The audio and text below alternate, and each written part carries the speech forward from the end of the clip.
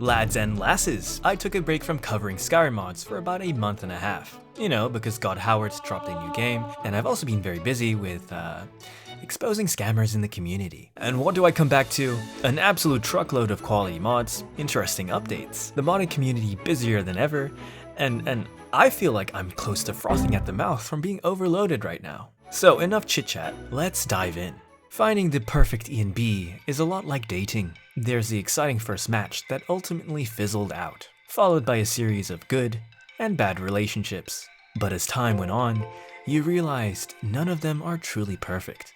And some of them only want you for your load. I mean GPU load. I still haven't found the one. But let's talk E&Bs given recent updates. The new girl on the block. Silent Horizons 2 Universal Core is here. She's gameplay and performance oriented, and while she might not be the prettiest, she'll treat you right and won't completely drain your load. But don't get me wrong, she's still absolutely gorgeous. Overall, SH2 Core felt quite cabbage adjacent in my opinion, and with less of a performance hit than other E&Bs, consider giving her a shot.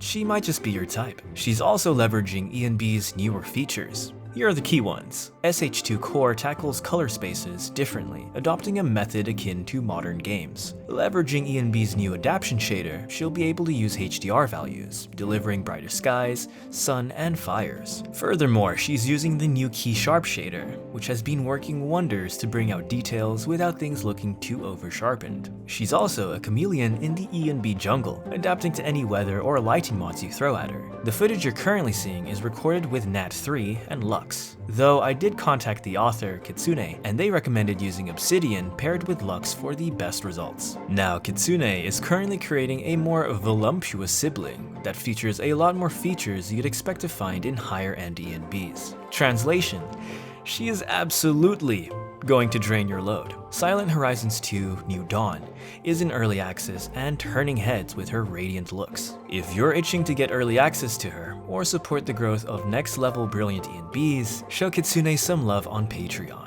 But do you know what else is brilliant? Looking to expand your knowledge? While these snowmen faff about in their taverns, I've been on an academic grind, sharpening my wits using Brilliant. Brilliant is the best way to interactively learn science, no matter your skill level. Whether it be math, programming, computer science, or other subjects that I should not know about because they don't exist in the Elder Scrolls universe. Brilliant's interactive lessons help you develop a solid foundational grasp in many different fields, with lots of effective and interactive bite-sized lessons and new ones being added every month. It's great for busy people to learn something new every day, because learning something is very important. Isn't that right, Soris? I just need to acquire more knowledge. I just need to acquire more knowledge. I just need to acquire more knowledge. The chemical reaction course has been a great primer for helping me understand how reactions take place and has been vital to my ongoing research and experimentation. Get 30 days for free by going to brilliant.org/Mern, and the first 200 of you will get 20% off Brilliant's annual premium subscription. A few moments later. All this knowledge, it's too much. I'm about to kill. Alright, drop whatever you're doing, because I'm about to show you the most amazingly schizophrenic mod I've ever come across. Shaman 1.0, The Lightning, adds a whole new skill tree focused around becoming a lightning elemental god. It features custom animations, flashy abilities with visual effects, and design elements inspired from modern titles and World of Warcraft. A lot of you may not know this, but I was once a filthy WoW player, and I mained an unholy Death Knight. Translation: I enjoy being at the mercy of RNG, and I am a resource managing slut. So the moment I saw resource management in this mod, my neurons were instantly activated. But let me explain why this mod is so schizophrenic. Firstly, it's got more requirements than men living in Helga's bunkhouse. Secondly, there's barely any information regarding its features. Learning abilities and combos feels like I'm in the cockpit of a Boeing 747. and I have no idea what the fuck I'm doing. The little information you do get is from previewing the skill tree, so expect to go back and forth between perks saturated with humorous pop culture references. However, despite these issues, I've still been having a blast. After having a chat with the author, Creme Brulee, I've learned that they plan on redoing almost everything, and they're adding boss fights, ability customization, other elements to play around with, alongside other fun things, and I am extremely excited. Shaman the Lightning isn't in a state for me to recommend it to the average modder, but I couldn't help but showcase this mod even if it is still heavily under construction. Though it's free to download on his Patreon, please consider supporting him so you can help expedite his schizophrenic mod development. I strongly believe, given enough time and polish, he will give birth to epic mods of a whole new caliber, leading to even more neuron activation. And while we're talking about neuron activation, Loot Spillage is another work in progress mod that makes NPCs spill their inventory on death, giving loot various colors. There's a reason why games like Diablo, World of Warcraft, and even Starfield utilize color for gear.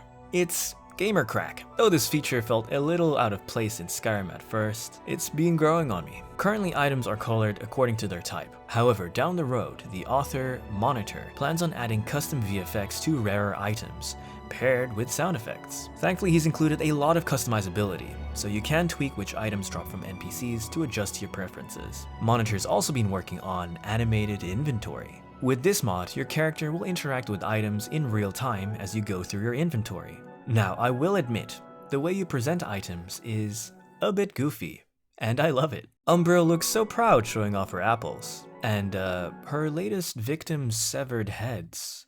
Good job, Umbreon. Going through weapons will prompt inspection animations, and Umbreon polishing an ROG gaming mouse before whipping Mikhail is definitely one of the hardest things I've seen this year. Now, it's important to mention this mod is still a work in progress, but Monitor is working with Call Me Moon to add custom animations down the road for specific weapons and items. Skyrim's furniture camera is incredibly jarring. You're constantly entering and exiting a different third-person perspective. I've reached a point where I straight up ignore interacting with furniture because I don't want to suffer from acute motion sickness. But thankfully, Father Ursh has blessed us with no furniture camera, a mod that rips this feature from the game, dumping it in the trash where it belongs. Now, because this awful feature is no longer present, mods that include the use of furniture camera such as animated traversal and sky climb will feel buttery smooth.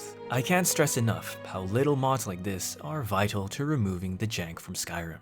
Not horny, horny. For years, these primordial forces have kept Skyrim's community in balance, but I fear those days are nearing an end. When we needed her the most, Mandragora Sprouts vanished. Her last upload was in June, and now there's nobody to stop PS Boss's conquest of titification. They've just dropped their new Flame Atronach mod, and given the Elder Scrolls community's fascination with the Flame Atronach, it's no wonder users in the comment section are acting up. Will Mandragora Sprouts return? Will PS Boss continue to spread the horny? Shit, I don't know. But what I do know is that you should subscribe to stay updated. Alright guys, what's our greatest weakness? Let's say it all together now.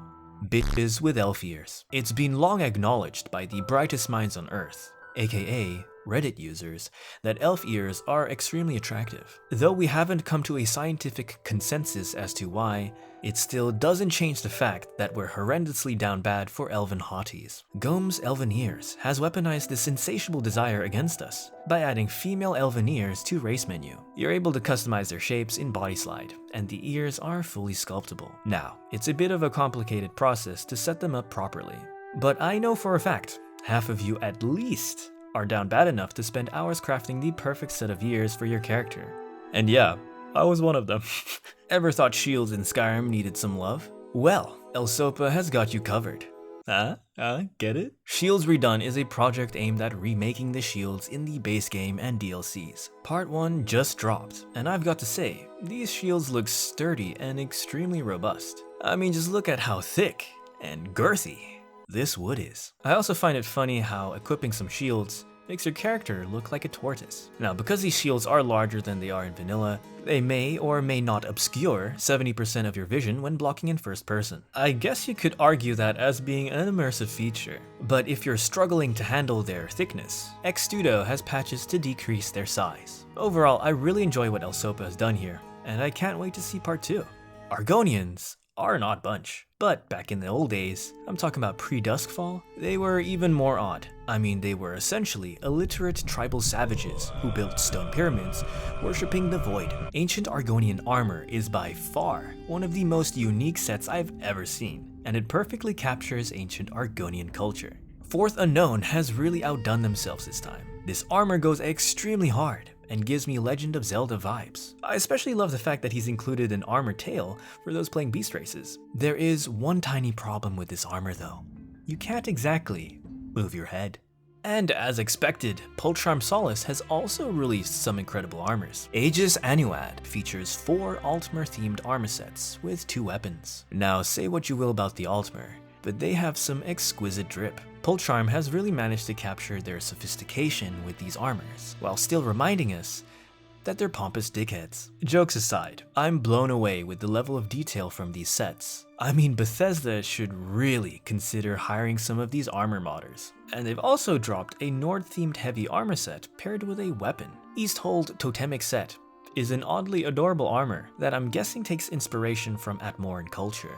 I've never seen anything like it, and that's a compliment. Now I'm just imagining a bunch of these Atmoran dudes invading Skyrim wearing these cute helmets. I mean, just look at those puffy cheeks. Who's a little good warrior? You are. It almost makes you forget about the genocidal war that they waged. But if you're looking for something a little more light, the Hinterland Ranger is a fantastic unisex armor set from Everglade. Even though it's her first time ever modeling and texturing a full set, I think she's done a fantastic job. She almost makes it look easy. Don't be fooled though, because creating armor with decent physics in Skyrim is an absolute nightmare. Man, this has been a busy month. I wasn't even able to showcase all the amazing mods I wanted to, but I guess you'll have to watch the next episode to find out. Leave a like and subscribe if you enjoyed the video. Consider grabbing some merch and supporting the channel on Patreon. My patrons help me produce the content you're watching. Also, consider joining our Discord. We've recently undergone a rebrand, and we have big plans. Take care, lads and lasses, and I'll, hopefully, see you next time. All this knowledge, it's too much. I'm about to kill.